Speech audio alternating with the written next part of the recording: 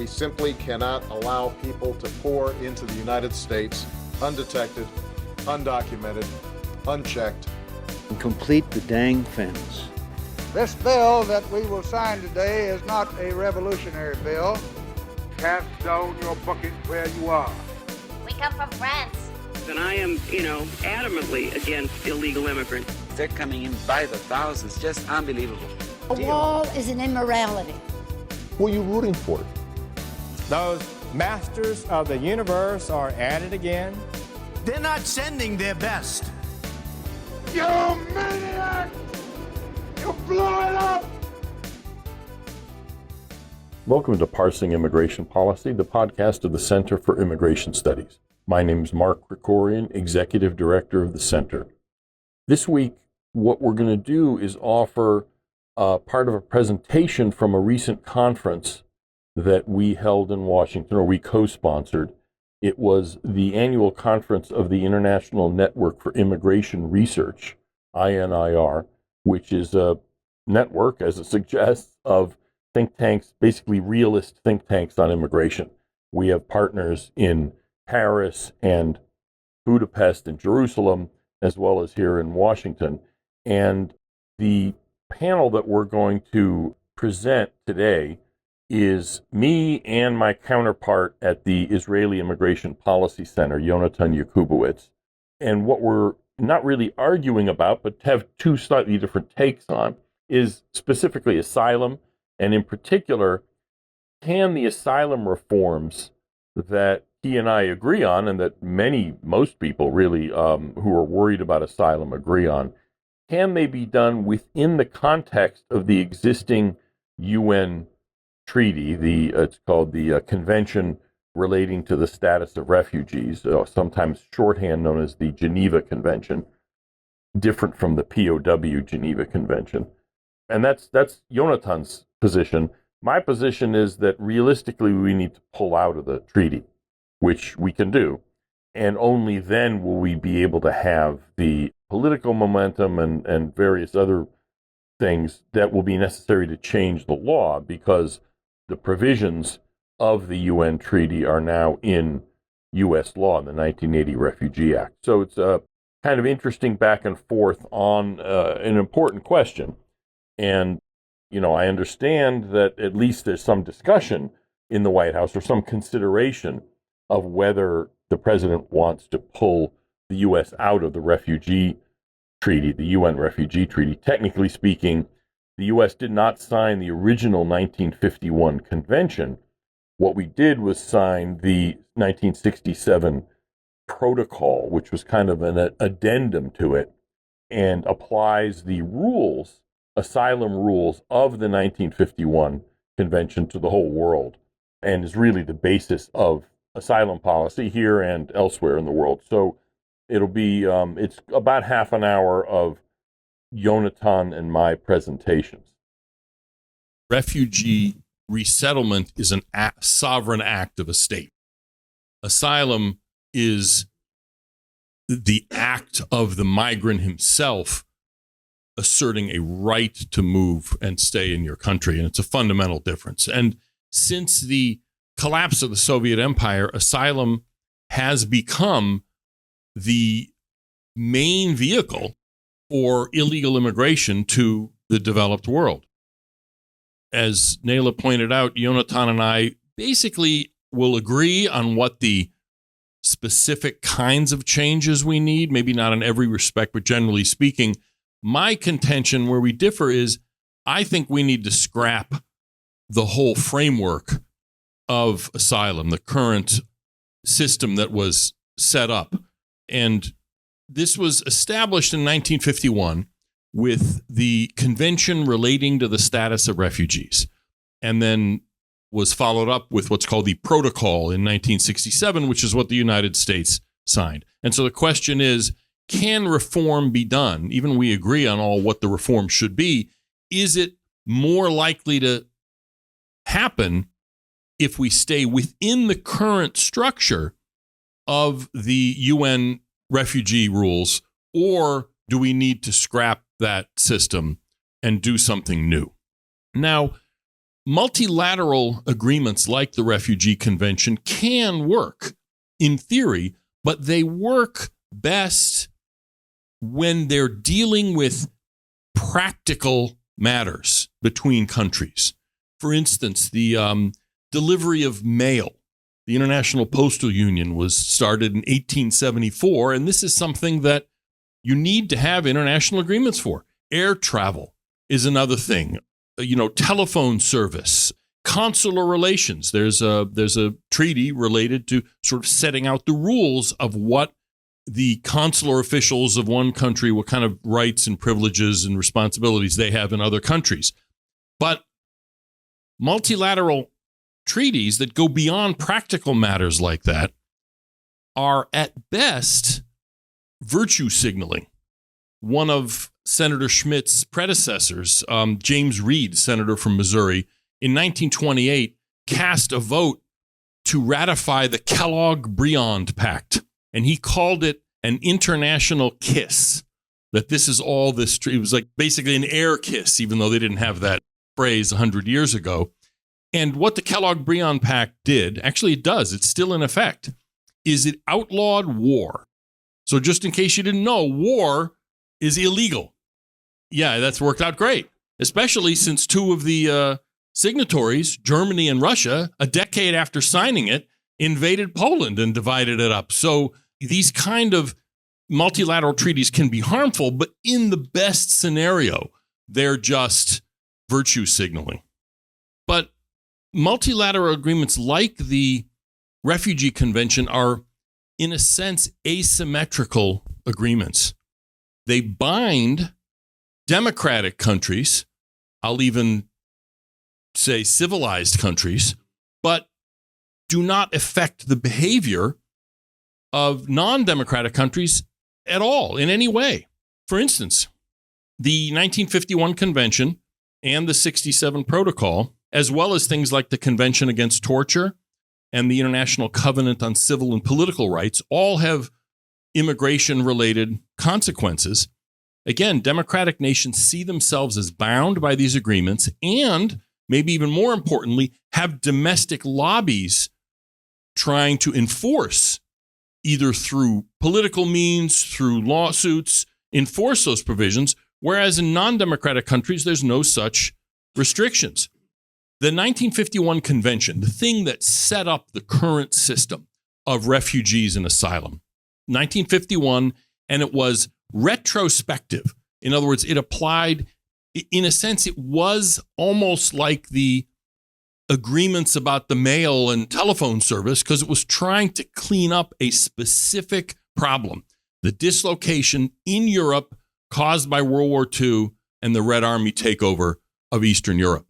And it was informed in a way by the return of Soviet POWs, most of whom were either executed or sent to the Gulag. And so this is where this concept didn't come exclusively from this, the concept of, in French, non-refoulement, which would be non-refoulement in English, which doesn't mean anything. It's not a word. So you always italicize it and pronounce it in French, even in my pronunciation of French. But the point is sending people back to where they would suffer harm.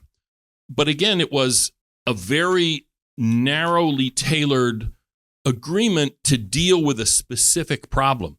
The real problem that we're now facing today, and this is the reason we have a asylum crisis worldwide, is the 1967 Protocol, which is basically just an addendum that says the 1951 rules related to asylum and refugees apply not just to Europe, but to the whole world, and not just before 1951, but indefinitely into the future. And that's what we're facing. And the asymmetry of that agreement is clear from you look at the list of the signatories. I looked them up. Virtually all democratic countries are signatories to the convention and the protocol, except India. I'm not sure what's going on there, but I'm sure there's a story.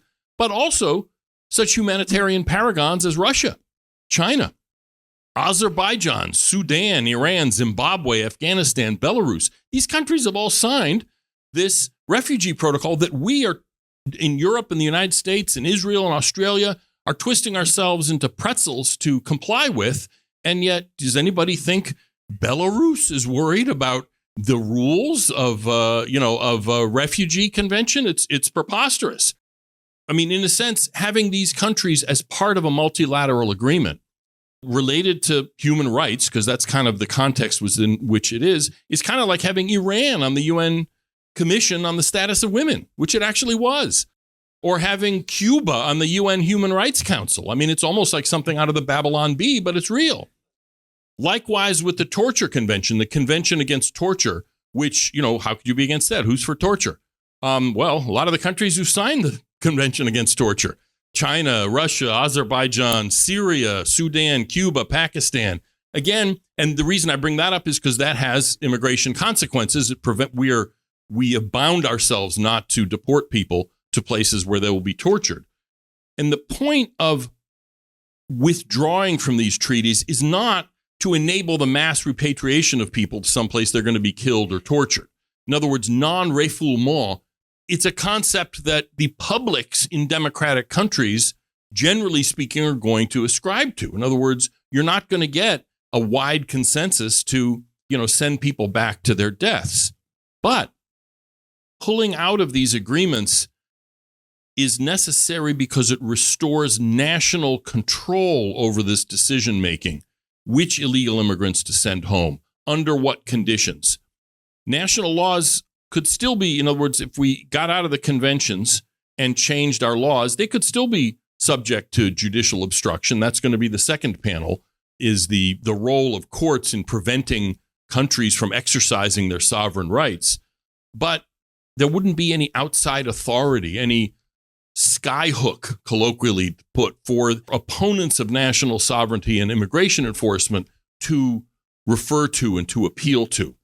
And so, in my opinion, and this maybe is where I go even beyond where Chris Landau was, I think the only real solution is to abolish defensive asylum altogether. And in American law, I assume something similar exists elsewhere. But an affirmative asylum claim is somebody who is legally in the United States, as a student, for instance, and there's a coup back home, and his uncle was agriculture minister and has been executed, and so he can't go home. That's an affirmative asylum claim, and there's a lot of those, but that's a minority of the issue, and that's not the challenge, the sovereignty challenge. The sovereignty challenge is what we call defensive asylum claims, where a person is an illegal immigrant, either came across the border illegally, overstayed a legal visa, or maybe, and this happens pretty often, tore up his passport in the airplane, flushed down the toilet, and shows up at JFK and says, you have to give me asylum. That needs to be abolished in principle. And the only way to do that and maintain the concept of non-refoulement, which again is broadly, it's something that I think democratic publics would adhere to, is to set up what I like to call remain in Mongolia. It always gets a laugh because, I don't mean any disrespect to people in Mongolia, but in English, it's a funny name. This is different from remain in Mexico or from Italy's arrangement with Albania, which hasn't really gone into effect, and under those agreements, under remain in Mexico, the illegal immigrant still gets to apply for asylum in the United States. He just has to wait outside so that he doesn't just disappear within the United States. He doesn't get what the illegal immigrant is seeking, which is simple access to the United States, the ability to apply for asylum, not actually getting it. What I think we need to see, and this is what the asylum cooperative agreements were and are about, is you don't even get to apply for asylum. You are sent to somewhere, to another country where you can apply for asylum, one that isn't quite as appealing, but you won't be put to death. This is why Mongolia is a big place. I hear it's beautiful this time of year. It's got a lot of space. And there are plenty of countries in the world that, with the right financial incentives and other things, would be willing to be part of that kind of system, because once it became clear that uttering the word asylum on the Mexican border or, when you're picked up by a boat in the Mediterranean isn't going to get you to your job in New York City or in Germany, very few people are going to attempt it. And so in a sense, it's sort of not really They wouldn't be making Mongolia or Botswana or Paraguay or wherever would not be taking on some enormous responsibility, because pretty quickly nobody's going to come, because why would you spend all the time and money and risk to go all the way through Mexico or cross the Sahara and get on a rickety boat in the Mediterranean if you're just going to end up in Mongolia? And so you could conceivably do all of this without withdrawing from the conventions. This is going to be Yonatan's point, and he may be right. I don't know. But my contention is it's necessary politically in order to get this process started, and it's necessary to deny oxygen to the domestic groups that oppose national sovereignty and will fight any measures to limit illegal immigration. Deny them oxygen in their efforts to prevent enforcement of immigration laws. And now Yonatan's rejoinder. So, as Mark stated, I agree with the basic premise. I'll just add very shortly that I think most people agree that we have to uphold the concept of non-refoulement. But what most people don't understand, and I think Landau talked about it to a certain amount, is that the basis premise of the RSD process, the Refugee Status Determination process, that it's a feasible process that can be actually differ between real, what we'd call bona fide refugees and migrant workers. That premise is fake. It's based mostly, there's a lot of people who are invested in that idea. Lawyers, legal courts, humanitarian industrial complex. But in de facto, it's very, very difficult and it's very inefficient. So if we agree on that basic premise, the question is, do we have to leave the Geneva Convention or not? And what I would try to state is that we don't have to leave the Geneva Convention. There's some important quotes I'll use here. What I would claim is that not only don't we have to leave the Geneva Convention as it's worded and as the signatory countries planned, intended, allows us to do exactly what Mark offers. But we need to go what I call back to basics, going back to reading the Geneva Convention. And what most people don't know, and I see it in Israel, even judges who deal with asylum requests, people don't actually read the wording of the convention. So it's very important to understand that convention is divided into 5 different levels of attachment, and every single clause in the convention opens with a level of legal status that the refugee has to hold in the country of asylum in order to receive those certain rights. Most people think that it's like a clear-cut distinction. If you're not a refugee, then you don't deserve rights, and if you are refugees, you deserve the whole set of legal rights, at least temporary residency and all social rights. But the fact of the matter is that the convention itself is divided into 5 different levels. The first would be subject to a state's jurisdiction. That would be the most important level, but the rights attributed are very minimal. Prohibiting discrimination based on race. Article 12 preserves personal status, and I grant access to the courts, which is a right that I think, of course, you'd want to limit it to a certain effect, but I think most basic human rights. The next level is physical presence, which gives a right to identification, documents, and there's Article 31, which is a non-refoulement. It's not the non-refoulement, but it's not punishing people who entered directly from a country that they were in danger. On a side note, the way most people interpret or understand that clause explains the problem of understanding the Refugee Convention. Because most people think that the convention says you're only a refugee if you come directly from a country you're in danger. But that's not what the Refugee Convention says. It says a refugee who has come directly from a country that he was in danger cannot be punished for illegal entry legally. No legal penalties. But it has nothing to do with the question if he's a refugee or not. And that also makes sense. If a person is really endangered in his country of origin, if he goes back, he'll be persecuted. But he passed 3 countries on the way. That danger he's still in danger. So he still is a refugee. and people don't understand the concept. So the convention itself just talks about the effective rights that states have to give to refugees. So a person can be a refugee who came indirectly, and he can even be punished for illegally entering, even if he is a genuine refugee. The most important level of legal question for our issue and it all is what we call legal stay. And there's higher levels where you get the list of social security rights and all those things. That demands lawful staying and durable residence. The jurisprudence and the legal courts and what people talk about, we're just talking about lawful presence, which is the mid-tier. That's even before the vast majority of what we call social rights. And the main clause that the courts talk about is Article 32, which says that a refugee who's lawfully present cannot be sent to another country, Mongolia. We're not talking about Article 33, which says he can't be sent back to his home country. But Article 32 says that if he's lawfully present, he can't be sent to Mongolia. He can't be sent to another country. So the question is, what does lawfully present mean? So it's very interesting when we go back to the ad hoc committee on stateless and related problems. That was the drafting committee of the convention. So in January 1950, I'll just read the quote.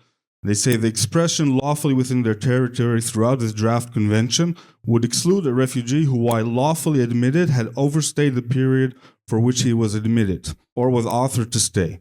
So according to the draft committee of the Refugee Convention, not only is a person who illegally enters not eligible for even Article 32, I'm not even talking about Social Security or housing or any of those benefits, but just to be protected from being able to be removed to Mongolia, not only is he unlawfully if he entered, but even if he entered lawfully and his visa for 3 months and he overstayed, or the state revoked his visa, even in that situation, he would not enjoy the protection of Article 32.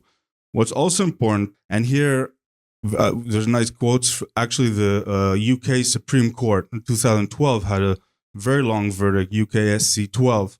So Lord Hope there says, and that's very relevant to the discourse, he says, I'll read it short, he says, with regard to interpreting the Refugee Convention, he said, we must interpret what the parties have agreed to. It has no warrants to give effect to what they might, in an ideal world, would have agreed. Another very important quote in my eyes, he says, we should bear in mind that there may be a profound gap between what commentators, however respected, and these would be academics or NGO members, would like the article to mean and what it actually has been taken to mean in practice. That's a very important quote from Lord Hope from the UK Supreme Court. And I would also add, if we're talking about the US, because we're in the US, that was how the courts in the US interpreted the Refugee Convention up until 1980 when it was legislated into law. But before that, the US was a signatory, but it wasn't in law. And so if you have the case Ming vs. Marx from 1974, so the court says the only rational interpretation that can be placed upon the term lawfully in their territory in Article 32 is one consistent with the definition of unlawfulness in Article 31 as involving status of being in a nation without authorization. Since a nation's immigration laws provide authorization, one unlawfully in the country is in a violation of these laws. This is a Second District Court of Appeals in the U.S., Federal Court of Appeals. So what the court is saying and what the Refugee Convention is actually saying is that states hold almost absolute power, even according to the Refugee Convention, meaning that states have the full prerogative to decide if a person is legally, illegally, and if he should stay in the country or not stay in the country. So if you want to promote stay in Mongolia policy, the Refugee Convention allows that in total. So I would just add one additional fact about the Refugee Convention, is that as opposing to other conventions that have a treaty body or some tribunal which decides on the official interpretation of the treaty, the Refugee Convention has no such body. UNHCR tries to claim that it has authoritative responsibilities, but it does not. The Refugee Convention explicitly has no treaty body. So in addition to the wording of the text and what we saw that the draft committee and the way the courts have interpreted it, the UN Convention leaves the prerogative of interpreting the convention to every member state. Of course, there are rules of interpretation according to the Vienna Convention, but at large, even what a refugee is or not, or how you interpret lawfully or unlawfully, all these are up to member states.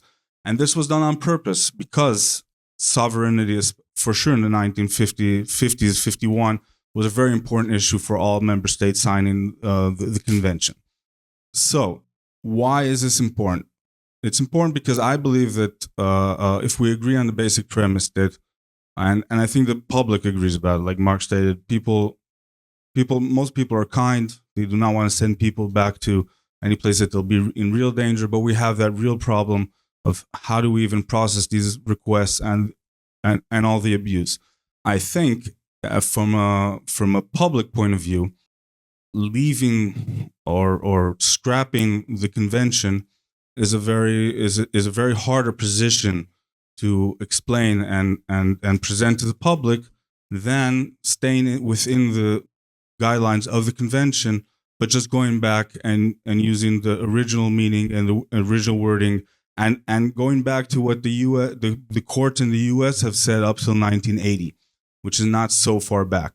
I would also add there is a manner of virtue signaling on all these humanitarian conventions, but I also I think there is an importance for some virtue signaling. I think the document is I see it as a human accomplishment. It is important that civilized states agree on that concept.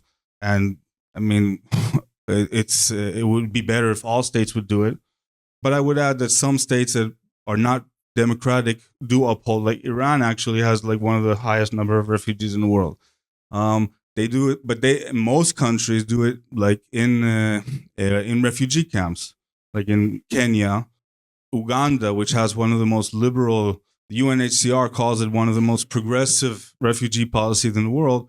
I think they're overstating it, but still they give a piece of land to the person. But the Constitution says that a refugee and a refugee's descendant can never achieve citizenship in Uganda. Okay, and Uganda is progressive compared to Ethiopia, where most of the refugees live in camps. So I think that virtue signaling works even for countries that are not liberal democracies, and I think that it's a very powerful achievement for humanity.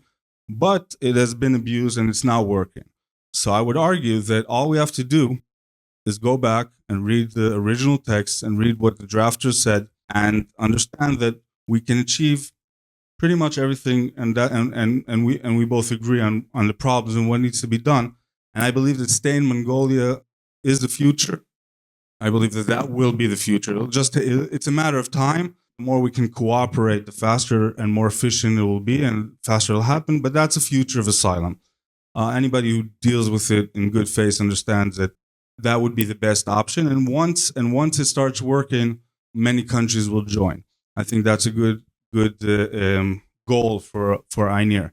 But I think that if there's no real reason to scrap the Refugee Convention, it would be much better to do the same policy, but within that framework, which is both has value to itself and also would be easier to gain public support for such a move than to actually leave the convention. So that's where me and Mark differ a little, but we agree on the basics.